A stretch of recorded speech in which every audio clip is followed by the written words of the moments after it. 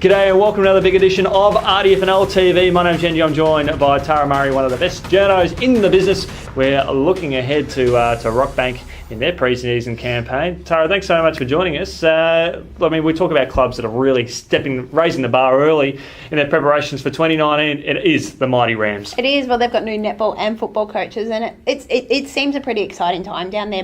They get coaches with a lot of experience and hopefully bring a new vibe to the club, a pretty exciting vibe, and it's also going to be their 100th season next year as well. So that in itself is massive for the club. So hopefully they can get a few more results to go their way. We saw probably they were the team of the season in the netball side of things when they produced a stunning run to a preliminary final in the A-grade competition. They had 3 sides make finals. So for that, we've never seen that before.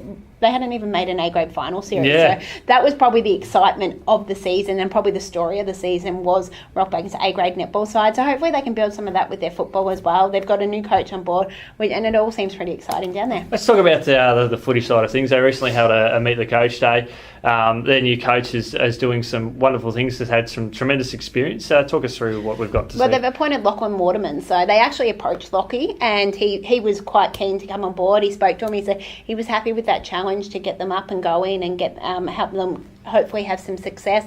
So he's been involved in 3 different state leagues. So he's been involved VFL, Samful and the Waffle, and he's also had a little bit of TAC Cup experience as well. So he comes from a really wide range of backgrounds and a lot of different clubs that he's been involved in. So he's going to speak to a few of his contacts, maybe help him get a few players to the club, because they want to fill probably some of those key position players.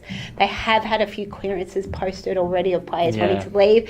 Alan Greenwood's probably the number one of them. So if they lose him, that would be disappointing. I know his brothers looked as well. So they're probably a couple of the ones that they would want to keep. I think Alan actually captained a couple of matches throughout the season, so that's a little bit disappointing. But they can get a few players in. Obviously, last season was just not what they were after. They were hoping to go forward. They struggled with injuries. I think they had some weeks they had 7-8 changes every week. They probably lost a couple of matches they thought they would have won through injuries. I think the Lansfield one was they were in front at 3/4 time and basically had no bench. Yep. I know one of the Cameron boys had absolutely dominated and then didn't play the last quarter through injury. So they probably dropped a couple there that they would have loved to do, but it's on the up and up for them, and it's about what we've said the last few years, continuing to get those young players through, continuing to build and then build from the bottom up, and then hopefully that they can sort of have some success even in 5-10 years. Having a senior coach of this talent as well, I think it may not necessarily be what happens in 2019, but it's a 2020 season that'll be, I think, it'd be a great of interest for Rockbank. I mean, you say that with, it's easy to say that with clubs like that all the time, but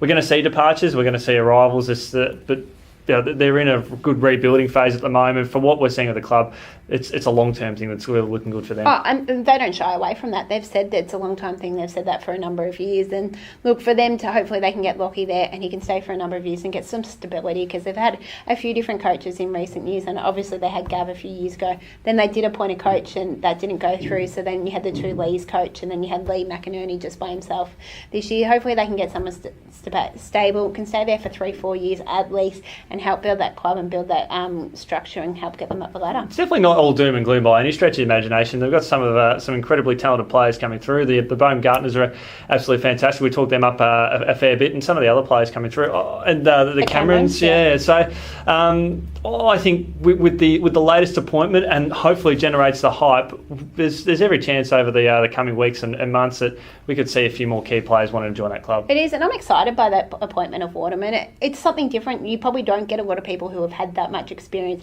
at such a high level at an RDFNL club, and it's probably the most experienced coach in the competition. Most possible, yeah, and it's not just coaching. He's done some other work within those clubs, so it's not just a coaching role. So it's quite exciting for him to get involved, and I think there's a lot of excitement around that club.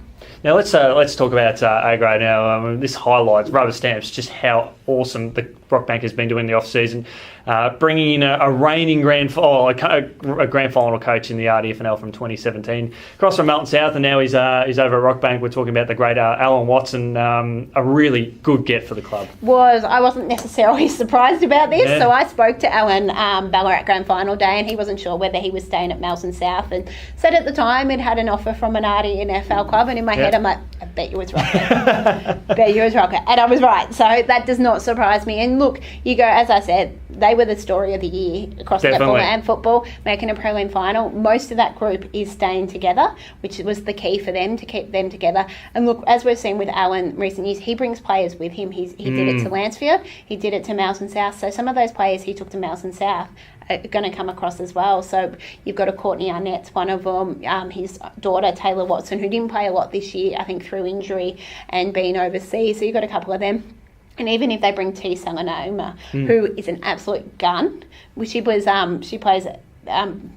VNL Championship Division, and was a key part of the City West Falcons Championship side there. And I know she's been part of the Victorian program as well. So if they get her across, that adds a lot of depth in that goal shooting circle. And then you've got added maybe a couple of defenders, but it'll be interesting what they're doing. But they'll have trials and basically start from scratch. Alan said everyone starts from zero, and then they'll work out where their team fits, who fits where, and all of that sort of stuff. But it's exciting for the Rams. And one of the key things as you've highlighted is that they had a new number of netball teams play finals last year, which is absolutely fantastic. So the talent they bring in might filter a few more players who did play at A grade level from 2018, maybe into the sort of B grade, but making them stronger, and then in the C grade, it creates a really good domino effect where, from a netball perspective, you've got to have 4 teams that could play finals in 2019.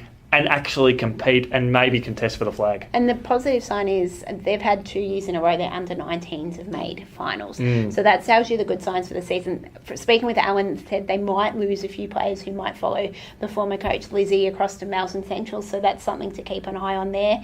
But as he said, they'll keep most of that A-grade side, and you've got a lot of young talent coming through the club as well. Yeah, exactly. And as you've highlighted, Alan does have a good following from some of the incredibly talented players throughout the region. So if you are a Rockbank fan, there's plenty to look forward to in season 100, which is an exciting time at the club. Tara, thanks so much for joining us, and we look forward to seeing how what more exciting news comes from the Rams ahead of their 2019 campaign.